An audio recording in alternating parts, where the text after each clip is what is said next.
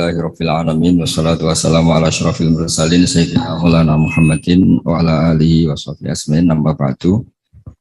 Yang kita hormati bersama Bapak Ketua Umum Haji Suharso Munarfa, juga Kiai Haji Mustafa Abdul Sirat, ada Habib Ahmad bin Idris Al-Habsyi, Bapak Sekjen, Mas kami Gus Arwani Tomafi, semua pengurus DPB, DPW dan DPC se-Indonesia.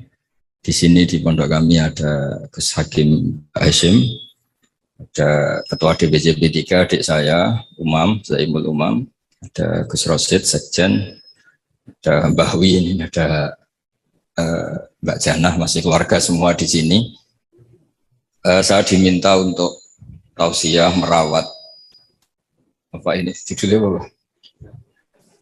Merawat persatuan dengan pembangunan. Sedikit cerita di beberapa polemik keilmuan. Ada satu antitesis bahwa pada akhirnya itu ya yang menjadi akhir dari perjuangan itu diantaranya kemenangan. Di beberapa khazanah yang saya baca, karena keilmuan itu yang saya tekuni. As-sholahiyah atau al-mulkiyah la tunafis sholahiyah. Jadi kemenangan baik dengan bentuk apapun, asal dengan cara yang baik, itu tidak berlawanan atau tidak menghilangkan status kesolehan. Jadi di antara sifat-sifat para nabi itu disebutkan Allah faqad ataina ala Ibrahimal kitaba wal hikmata wa atainahum mulkan azima. Jadi di antara sifat para nabi adalah diberikan mulkan azima. Diberikan kekuasaan yang besar.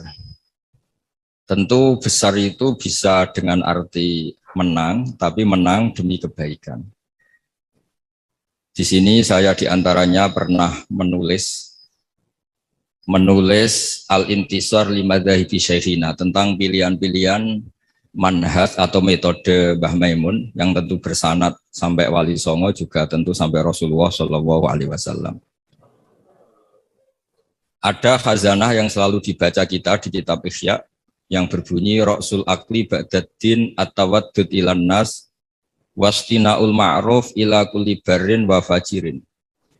Jadi setelah akal kita mengantarkan iman kepada Allah Ta'ala, tugas kita sebagai manusia itu berperilaku simpatik at-tawaddud ilan nas, ya. Saya ulang lagi ya. Kita punya akal. Akal kita, kecerdasan kita untuk merumuskan, mengantar kita menemukan Tuhan, menemukan Allah, menemukan Tuhan yang Maha Esa. Kedua, at-tawaddud ilan nas. Akal kita kerahkan, kita pakai untuk supaya kita ini berperilaku simpatik, at-tawaddud ilan nas. Karena awal orang ikuti kita itu kalau simpatik dengan kita. Dulu kita sering dengar cerita-cerita kuno, kalau orang merebut kerajaan itu ya lewat kesaktian. Bahkan cerita-cerita kuno itu kalau antar orang sakti ingin menguasai perempuan yang cantik itu juga adu kesaktian sampai ada yang meninggal. Lalu era modern di seluruh tren dunia itu ditemukan sistem kompetisi yang sehat, sehingga yang menang itu aturan mainnya ditentukan. Entah dipilih secara mayoritas, entah dengan kualifikasi apa, tapi yang jelas itu dihindari safku dima, yang namanya pertumpahan darah. Jadi itu yang paling lama yang kita ikuti. Disebut wa'id akhadna saqakum latasfiku nadima'akum. Jadi pertama yang harus kita hindari dalam kompetisi, jangan sampai ada pertumpahan darah. Sehingga di antara kebesaran Sayyid Hasan bin Ali ketika dipuji Rasulullah Shallallahu Alaihi Wasallam, Inna bni hadza la sayyidun wa inna Allah Ta'ala sayuslihu bi baina fi'atin azimatin. Saya ini, Nabi kalau menyebut tidak cucu tapi anak-anak saya ini la sayyidun, orang yang luar biasa, dan dia akan mendampingkan dua kelompok besar. Sehingga damai ini yang kita cari, termasuk kalau saya maknai kenapa dulu Mbah Maimun berpolitik. keluarga kami ya, bapak saya, Pak D. Taifur, Mas Arwani, Sekjen itu juga berpolitik. Itu bukan masalah politik sebagai rebutan kekuasaan, tapi sebagai bahwa kompetisi dengan cara yang menghindari pertumpahan darah. Kita punya cara untuk seni ya, kalau boleh dibahasakan seni merebut kekuasaan tapi menghindari pertumpahan darah. Ini penting. Jadi kata kuncinya itu hindari safkut dima, pertumpahan darah. Karena islah atau musolahah atau berdamai itu adalah sifat yang Rasulullah SAW memuji cucunya atau disebut anaknya yuslihu baina dan azimatan. Jadi bekerja untuk perdamaian itu diantara caranya dibikinlah cara kompetisi yang sehat, mendirikan partai terus aturan yang menang begini dan yang kalah harus legowo, terus yang menang dijaga oleh konstitusi, itu aturan-aturan yang disahkan oleh kaidah-kaidah usul fikih kita. Terus wastina'ul ma'ruf ila kulli barrin wa fajirin, dan berbuat kebaikan pada orang baik maupun orang tidak baik, fajir. Kita tahu dalam kaidah sosiologi al-insan abdul ihsan, manusia itu pasti budak kebaikan. Jadi kalau ada orang ya bisa baik bisa buruk, mentalnya belum jelas. Kalau sowan orang baik dimarahin terus, kalau dolan ke orang buruk dijamu, dikasih makan, dikasih kopi gratis, sementara ke orang baik hanya dimarahin. Kira-kira bandulnya kemana? Pasti ke orang yang jelek ini.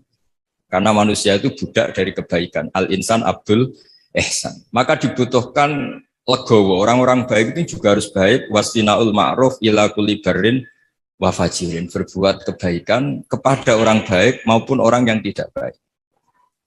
Ada sebuah riwayat yang diriwayatkan kitab Sahih. Itu luar biasa, orang yang baik. Kemudian dia berjanji malam ini mau sedekah. Lalu sedekah itu dikasihkan kebetulan kepada zaniyah, kepada orang yang kurang baik. Geger. Karena orang baik kok bersedekah sama orang yang kurang baik. Tusuddiqa ala zaniyatin. Ada yang baca tasoddaqa ala zaniyatin. Setelah gunjingan belum selesai, malah dia sedekah lagi ke sarik. Sarik itu ya kira-kira maling atau copet. Geger lagi orang baik kok bersedekah sama copet. Ketika gunjingan itu belum selesai, malah dia bersedekah lagi sama al-ghani, orang yang kaya. Geger lagi kan sudah kaya kok disedekahi. Lalu di riwayat hadis sahih itu dijelaskan Allah ngapresiasi perilaku orang soleh ini. Lalu logikanya sampai perempuan tadi nakal karena nyari uang. Maka dia tak uang supaya tidak nakal lagi. Sampai copet itu nyopet karena nyari uang, maka dia tak kasih uang supaya tidak butuh nyopet lagi. Sampai orang kaya tidak mau sedekah karena dia belum pernah merasakan nikmatnya dapat uang yang nggak usah kerja. Terus dia seneng. Terus dia akhirnya membayangkan orang lain juga seneng kalau tak kasih uang tanpa lewat apa? Kerja. Artinya begini, jangan kira dulu semua orang soleh itu terus menciptakan komunitas soleh. Enggak. Orang soleh dulu itu punya hati besar untuk berkompetisi mengelola supaya juga simpatik di depan orang-orang yang tidak soleh. Sehingga di antara kelebihan Rasulullah SAW musuhnya saja percaya. Sehingga beliau disebut Al-Amin. Musuh-musuhnya itu kalau titip uang itu sama Nabi, karena Nabi itu Al-Amin, nggak mungkin khianat. Jadi semua cerita Nabi itu mesti dimulai dari ukuran itu musuhnya saja percaya. Karena Nabi terkenal tidak mungkin ingkar nopo janji. Ini penting saya utarakan dalam konteks Indonesia. Jadi dulu tradisinya orang-orang soleh itu yang ngelola orang yang macam-macam, supaya yang tidak soleh itu ikut soleh. Tapi yang jelas tidak memposisikan bermusuhan atau berhadap-hadapan. Ini penting menjadi kearifan bersama. Sehingga di kitab saya ini di beberapa riwayat disebut wastina'ul ma'ruf ila kulli barrin wa fajirin. Jadi di antara ciri utama orang-orang baik adalah berbuat kebaikan dengan siapapun atau kepada siapapun. Lalu berikutnya ada cerita tentang, ini saya baca Arabnya mungkin supaya nanti dikoreksi oleh yang menekuni ini. Dalam kitab Khilyatul Auliya, Sufyan bin Uyainah ini termasuk gurunya Imam Syafi'i. Kana Isa wa Yahya alaihi wassalam ya'tiyanil qaryah fa yas'alu Isa an syirari ahliha wa yas'alu Yahya an khiyari ahliha. Faqala lahu Yahya lima tanzilu ala syirarin nas qal inama ana tabibun udawil mardo. Ini dalam kitab Khilyatul Auliya juz 1 halaman 323. Naskah ini saya tulis ketika Mbah Mun masih sugeng dan sering saya konfirmasikan, saya mintakan fatwa istifta ke beliau, minta istirsyad. Nabi Isa itu seperiode dengan Nabi Yahya. Nabi Isa itu bawaannya sering kumpul orang macam-macam. Jadi orang macam-macam itu tidak musuhnya orang soleh yang jelas. Orang macam-macam itu tidak musuhnya orang soleh. Nabi Yahya itu kalau ke kampung-kampung suka kumpul yang soleh-soleh. Karena kumpul orang soleh itu enak, nyaman. Kalau Nabi Isa enggak. Beliau itu kumpul sama orang yang macam-macam.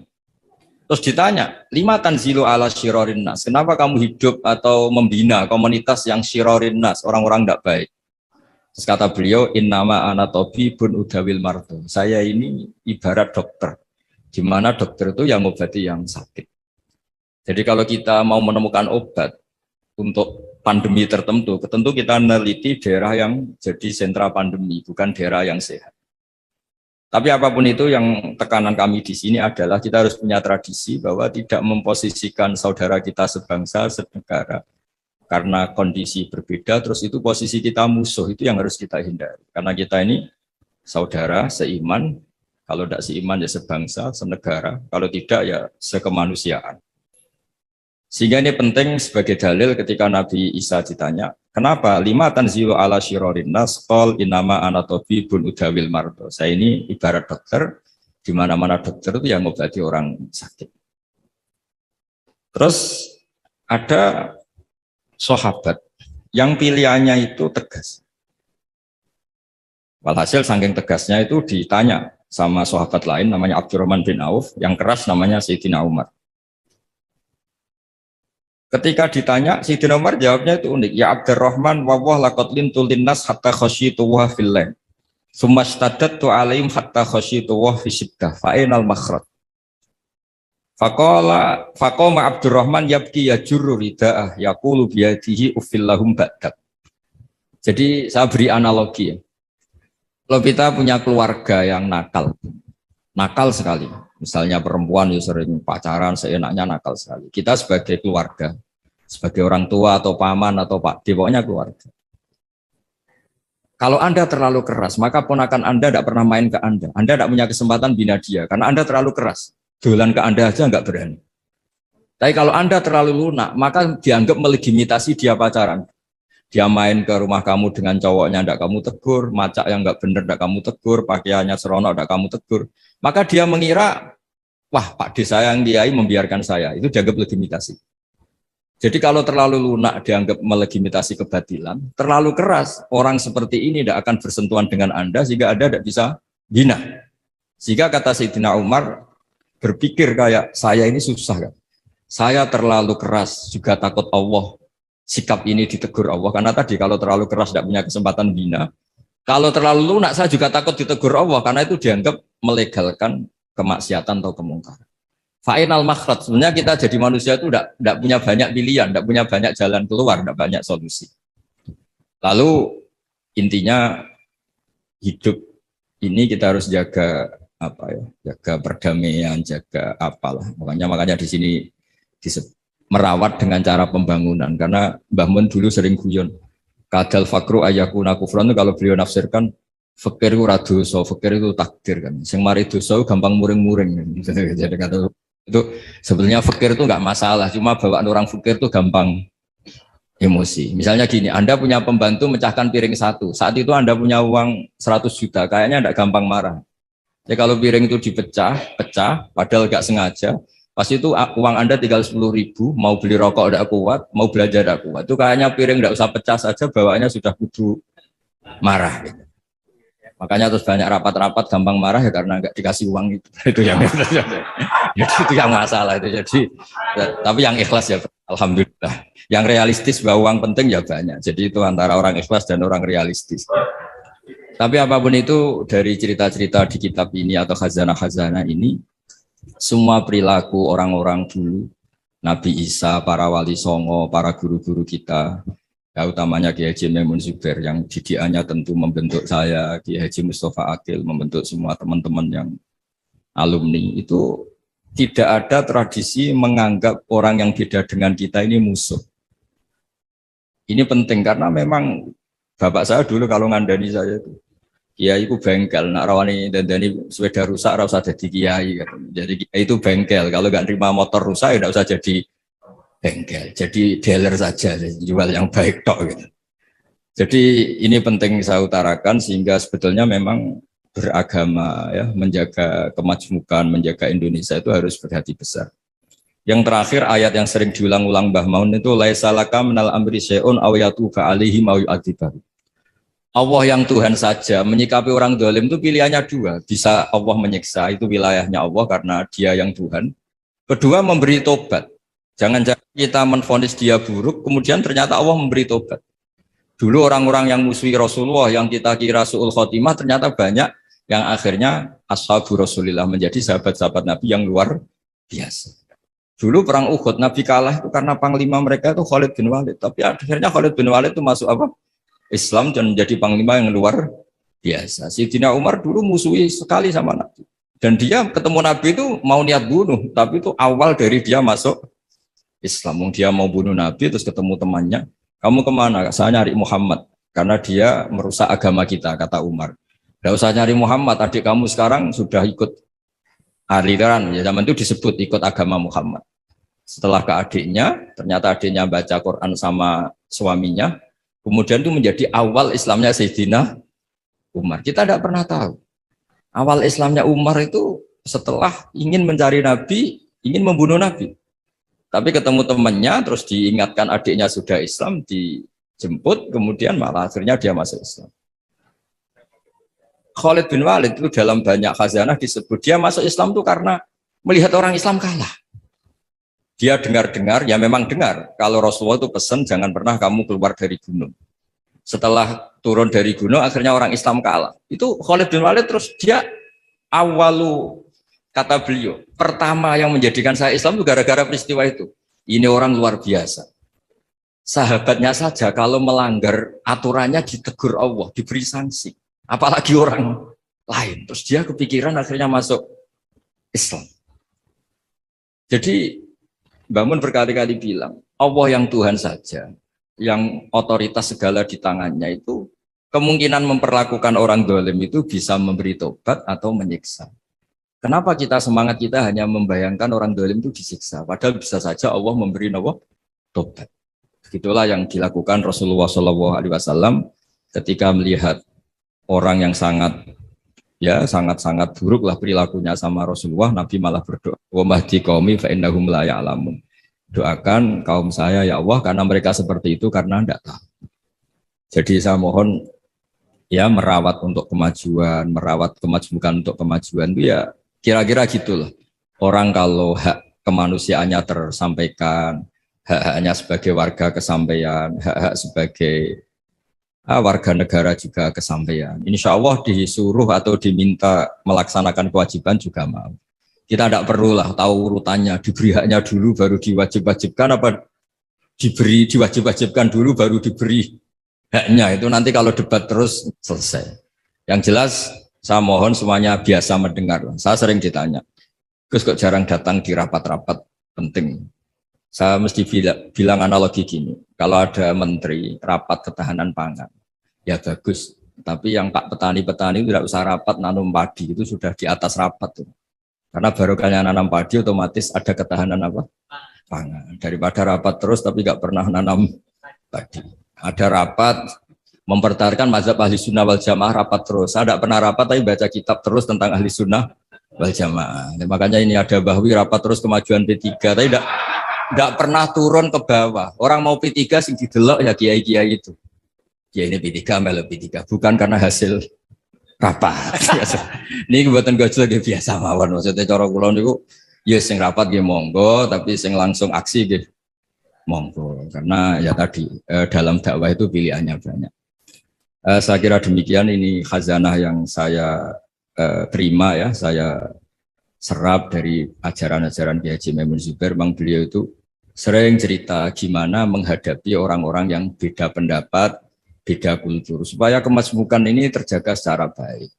Karena kalau sudah terjaga secara baik, itu kita bisa hidup damai, karena di antara ciri kita adalah memang dari dulu-dulunya, saya ulang lagi, dari dulu-dulunya kebaikan itu harus kita jaga. Masyhur itu di hadis-hadis tentang hakul jiron, ada tetangga yang punya 3 hak kata Rasulullah, yaitu dia tetanggamu, dia seagama dengan kamu, dia keluarga kamu, berarti punya berapa? 3 hak. Ada yang punya 2 hak saja. Dia seagama dengan kamu, dia tetanggamu, tapi dia tidak sedarah sekeluarga dengan kamu. Ada satu, tapi tetap punya hak, yaitu dia tetangga kamu, senegara dengan kamu, tapi ya tidak keluarga kamu, ya beda dengan agama dengan kamu, tapi tetap punya satu hak. Dan semuanya ajaran kita adalah waqulu linnasi husna. Jadi saya kira demikian. Mohon maaf. Assalamualaikum warahmatullahi wabarakatuh.